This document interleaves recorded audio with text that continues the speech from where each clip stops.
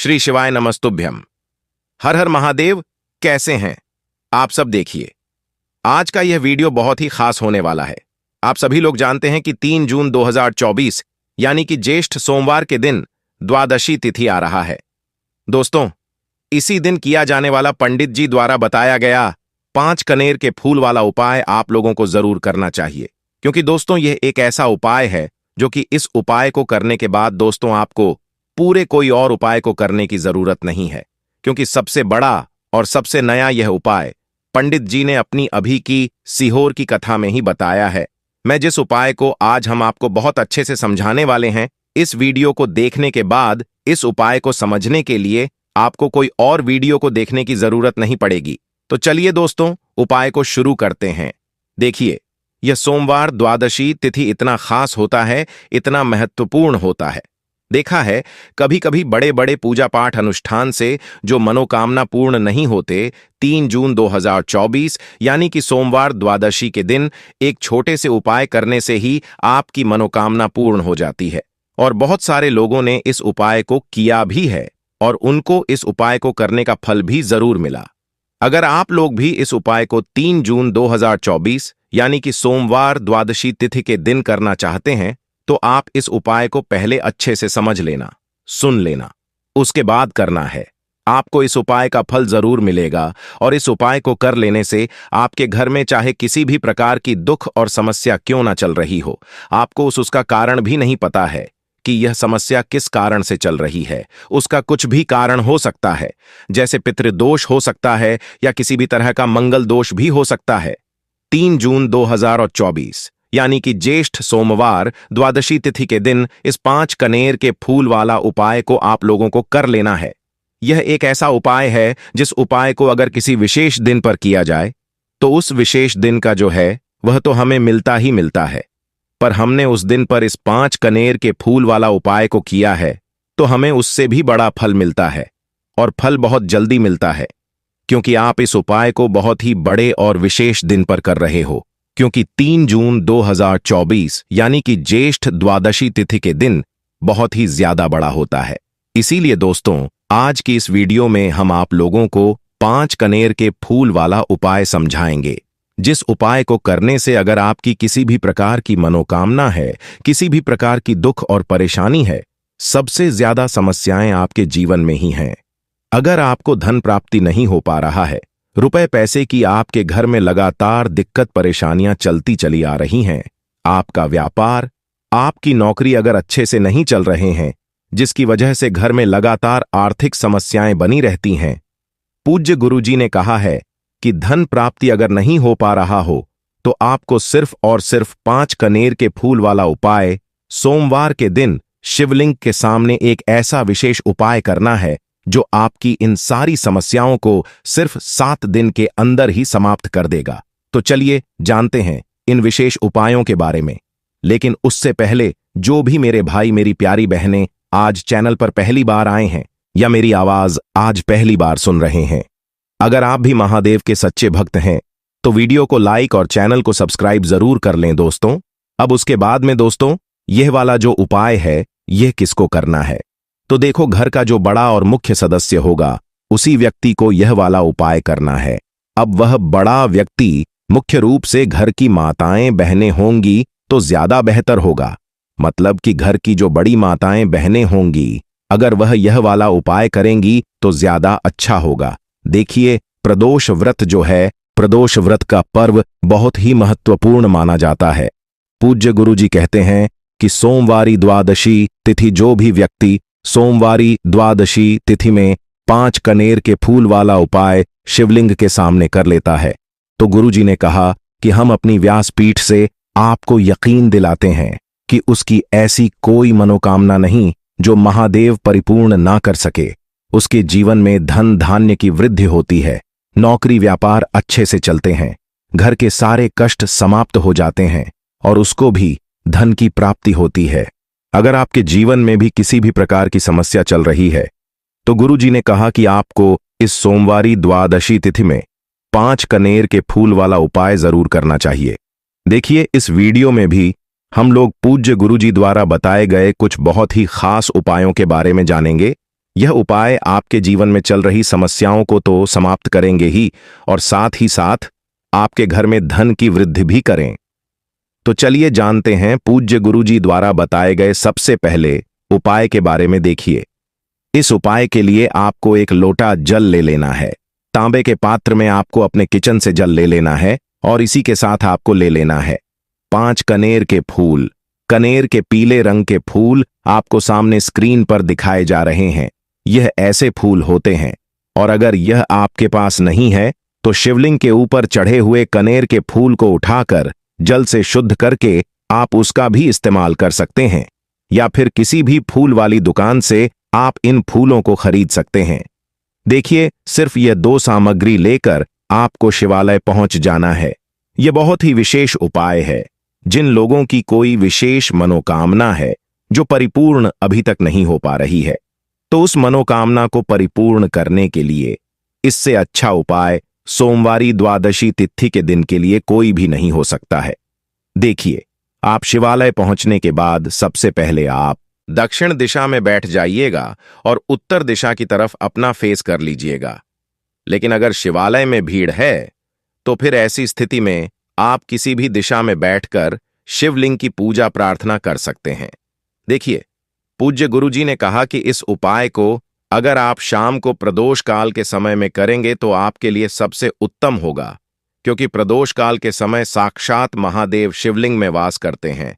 इसलिए अगर आप प्रदोष काल में करेंगे तो आपको विशेष लाभ मिलेगा, विशेष फल की प्राप्ति होगी। देखिए, अब सबसे पहले आप जो 5 कनेर के फूल लेकर आए हैं, उनमें से पहले कनेर के फूल को आप श्री गणेश जी वाले स्थान में समर्पित कर देंगे और श्री शिवाय नमस्तुभ्यम मंत्र का स्मरण कर लेंगे। इसके बाद आप जो दूसरा फूल लेकर आए हैं उसको श्री कार्तिकेय जी के स्थान पर समर्पित कर देंगे और श्री शिवाय नमस्तुभयम मंत्र का स्मरण कर लेंगे। इसके बाद आप जो तीसरा कनेर का फूल लेकर आए हैं उसको माता अशोक सुंदरी वाले स्थान में समर्पित कर देना है और श्री शिवाय नमस्तुभ्यम मंत्र का स्मरण कर लेंगे। इसके बाद आप जो चौथा कनेर का फूल लेकर आए हैं उसको माता पार्वती के हस्त कमल में समर्पित कर देंगे। देखिए, शिवलिंग जिस स्थान पर रखा रहता है, यानी शिव पिंडी जिस स्थान पर रखी रहती है, उस पूरे गोल गोल वाले स्थान को माता पार्वती का हस्त कमल कहते हैं और यहीं पर आपको यह चौथा कनेर का फूल समर्पित कर देना है। इसके बाद आप जो 5वां कनेर का फूल लेकर आए हैं उसको समर्पित कर देंगे शिवलिंग के ऊपर। लेकिन यह फूल शिवलिंग के ऊपर समर्पित करते हुए आपको अपनी मनोकामना का स्मरण कर लेना है। श्री शिवाय नमस्तुभ्यम मंत्र का स्मरण करते हुए आपके जीवन में अगर धन की समस्या चल रही है तो उसको महादेव से दूर करने की प्रार्थना कर लीजिए, या फिर आप अपनी नौकरी या व्यापार के लिए यह उपाय कर रहे हैं तो उसके लिए महादेव से प्रार्थना कर लीजिए, या फिर आप अपने मकान जमीन जायदाद के लिए या फिर आप अपने विवाह के लिए यह उपाय कर रहे हैं तो उसके लिए महादेव से प्रार्थना कर लीजिए। जो भी आपकी मनोकामना है, जिस भी मनोकामना के लिए आप यह उपाय कर रहे हैं, तो उस मनोकामना का स्मरण करिए और महादेव से उस मनोकामना को पूर्ण करने की प्रार्थना करिए। फिर श्री शिवाय नमस्तुभयम मंत्र का स्मरण करते हुए यह आखिरी फूल आपको शिवलिंग के ऊपर समर्पित कर देना है। इसके बाद आप जो एक लोटा जल लेकर आए हैं उसमें से थोड़ा जल आप सबसे पहले श्री गणेश जी वाले स्थान पर आपने जो फूल समर्पित किया है उसमें समर्पित कर दीजिए। फिर थोड़ा सा जल आप श्री कार्तिकेय जी वाले स्थान पर जो फूल समर्पित किए हैं उसके ऊपर थोड़ा सा समर्पित कर दीजिए। फिर तीसरे नंबर पर आपने जो फूल माता अशोक सुंदरी वाले स्थान पर समर्पित किया है उस पर थोड़ा सा जल समर्पित कर दीजिए। फिर चौथे नंबर पर आपने जो माता पार्वती के हस्त कमल में फूल समर्पित किया है उसके ऊपर थोड़ा सा जल समर्पित कर दीजिए। इसके बाद बचा हुआ पूरा जल आप शिवलिंग के ऊपर धीरे धीरे समर्पित करते जाइए तथा लगातार श्री शिवाय नमस्तुभ्यम मंत्र का स्मरण करते जाइए। पूज्य गुरुजी कहते हैं कि जो भी व्यक्ति सोमवार प्रदोष व्रत में इन 5 स्थानों पर, यानी इस पूरे शिव परिवार के ऊपर यह कनेर के फूल समर्पित करके जल समर्पित कर देता है तो उसके जीवन की कोई भी मनोकामना हो वह महादेव की कृपा से बहुत ही जल्द परिपूर्ण हो जाती है। तो दोस्तों, इस विशेष उपाय को आप जरूर करिएगा। अब जानते हैं गुरुजी द्वारा बताए गए दूसरे खास उपाय के बारे में। यह उपाय भी आपकी मनोकामना को ही परिपूर्ण करने के लिए है। इस उपाय के लिए भी आपको एक लोटा जल ले लेना है और साथ ही साथ एक बेलपत्र ले लेनी है। एक लोटा जल आपको अपने किचन से लेना है और बेलपत्र अगर आपके पास हो तो ले लीजिए, और ना हो तो फिर आप शिवलिंग के ऊपर छड़ी हुई बेलपत्र को उठाकर जल से शुद्ध करके फिर उसका भी इस्तेमाल कर सकते हैं। अगर आप पहला उपाय ना कर सके तो फिर आप इस दूसरे उपाय को कर सकते हैं। दोनों ही उपाय आपके जीवन की मनोकामना को परिपूर्ण करने के लिए है, धन धान्य के भंडार को भरने के लिए है। देखिए, अब सबसे पहले यह दोनों सामग्री लेकर आपको पहुंच जाना है किसी भी बेलपत्र के वृक्ष के नीचे। यह उपाय भी आप सुबह से लेकर शाम तक किसी भी समय कर सकते हैं। बेलपत्र के वृक्ष के नीचे पहुंचकर बेलपत्र की जड़ के आसपास आपको कहीं बैठ जाना है, लेकिन आपको अपना फेस उत्तर दिशा की तरफ करना है, यानी आपका जो चेहरा होगा वह उत्तर दिशा की तरफ होगा। उत्तर दिशा की तरफ आपको अपना मुख रखना है और फिर यह एक बेलपत्र आपको अपनी हथेली में रखना है और आपको अपनी मनोकामना बोल देनी है। जिस भी मनोकामना के लिए आप यह उपाय कर रहे हैं, अपनी मनोकामना का स्मरण कर लीजिए और इस बेलपत्र को आप बेलपत्र के पेड़ की जड़ के पास कहीं पर रख दीजिए और श्री शिवाय नमस्तुभ्यम मंत्र का स्मरण करते हुए 1 या 2 मिनट बाद इस बेलपत्र को वापस उठा लीजिए। बेलपत्र की जड़ के आसपास कहीं पर रखकर फिर इसको 1 या 2 मिनट बाद वापस उठा लीजिए और फिर यह दोनों सामग्री लेकर आप शिवालय आ जाइए। अब शिवालय आने के बाद यह बेलपत्र आपको शिवलिंग के ऊपर समर्पित कर देनी है और फिर से आपको वही मनोकामना बोल देनी है जो आपने बेलपत्र के वृक्ष के नीचे बोली थी। दोनों जगह आपको एक ही मनोकामना बोलनी है, इस बात का आप स्मरण रखिएगा। फिर इसके बाद आप जो एक लोटा जल लेकर आए हैं, इसको धीरे धीरे इसी बेलपत्र के ऊपर समर्पित करते जाइए तथा लगातार श्री शिवाय नमस्तुभ्यम मंत्र का स्मरण करते जाइए। पूज्य गुरु जी ने कहा कि जो भी व्यक्ति इस विशेष उपाय को सोमवार द्वादशी तिथि के दिन करता है तो उसकी बड़ी से बड़ी मनोकामना शिव और शक्ति की कृपा से बहुत ही जल्द परिपूर्ण हो जाती है। अब जानते हैं गुरु जी द्वारा बताए गए तीसरे और सबसे आखिरी उपाय के बारे में। यह उपाय आपके जीवन की सारी तकलीफों को समाप्त करके धन धान्य के भंडार को भरने के लिए, इस उपाय के लिए आपको 21 चावल के दाने लेने हैं। 21 यानी 31। चावल के दाने कहीं से भी टूटे हुए नहीं होने चाहिए, खंडित नहीं होने चाहिए। फिर इसी के साथ आपको 31 हरे मूंग के दाने ले लेने हैं, यानी हरे साबुत मूंग के दाने ले लेने हैं, जिसे कहीं कहीं पर हरे खड़े मूंग के दाने कहते हैं। फिर इसके बाद सबसे आखिर में आपको 31 बेलपत्र ले लेनी है। बेलपत्र भी कहीं से कटी फटी नहीं होनी चाहिए। अब यह सारी सामग्री लेकर आपको शिवालय पहुंच जाना है। इस उपाय को आप शाम को प्रदोष काल के समय में ही करेंगे। देखिए, शिवालय पहुंचने के बाद सबसे पहले शिवालय की जो चौखट होती है वहां पर आपको यह 31 चावल के दाने समर्पित कर देने हैं और श्री शिवाय नमस्तुभ्यम मंत्र का स्मरण कर लेना है।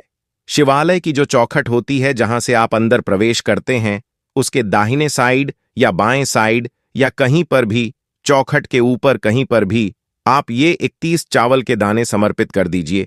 इसके बाद आप अंदर जाइए और शिवलिंग के सामने जो नंदी महाराज होते हैं, यानी जो नंदीश्वर भगवान होते हैं, उनका जो पैर उठा हुआ रहता है उसके बगल में आपको 3 हरे मूंग के दाने समर्पित कर देने हैं।